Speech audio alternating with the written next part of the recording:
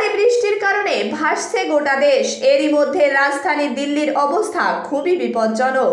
ভারী বৃষ্টির কারণে কিছুদিন ধরে দিল্লিতে ট্রাফিকের সমস্যাও বেড়ে চলেছে। বিকালের সময়ে যখন সমস্ত মানুষ নিজেদের কাজকর্ম সেরে ঘরে ফিরে আসে, তখন তো দিল্লির রাস্তায় ট্রাফিক জ্যাম থাকেই, আর তার মধ্যে আবার অতি ভারী বৃষ্টি। আলাদা আলাদা জায়গায় ভারী জল হওয়ার কারণে লম্বা ট্রাফিক জ্যাম দেখা দিয়েছে।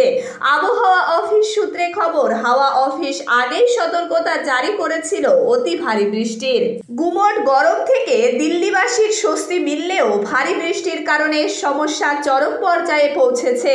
জম্মু কাশ্মীর, হিমাচল প্রদেশের মতন পাহাড়ি এলাকায় মুষলধারে বৃষ্টি, যার কারণে জম্মু কাশ্মীরের প্রায় বেশিরভাগ নদী কানায় কানায় ভরে গিয়েছে।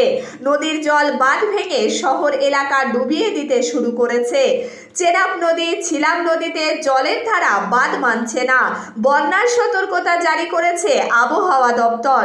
ডোডা, রামবান, কাটরা, ভদ্রাবাগ নদীর জলধারা অতিমাত্রায় বেড়ে চলেছে। সূত্রের খবর, ডোডা জেলায় বৃষ্টির কারণে বন্যার ফলে অনেক ঘরবাড়ির ক্ষয়ক্ষতি হয়েছে। বর্তমানে সেখানকার প্রশাসন স্থানীয় উদ্ধারকারী টিমকে কাজে লাগিয়েছে। শুধুমাত্র পাহাড়ি এলাকায় নয়, রাজস্থানেও মুষলধারে বৃষ্টির কারণে মরুভূমিও যেন ভেসে গেছে জলে।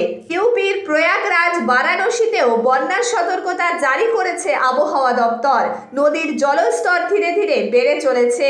ইটাওয়া, চান্দলিতে বন্যা দেখা দিয়েছে। গঙ্গা, যমুনা নদীতে জলের গর্জন যেন আকাশচুম্বী।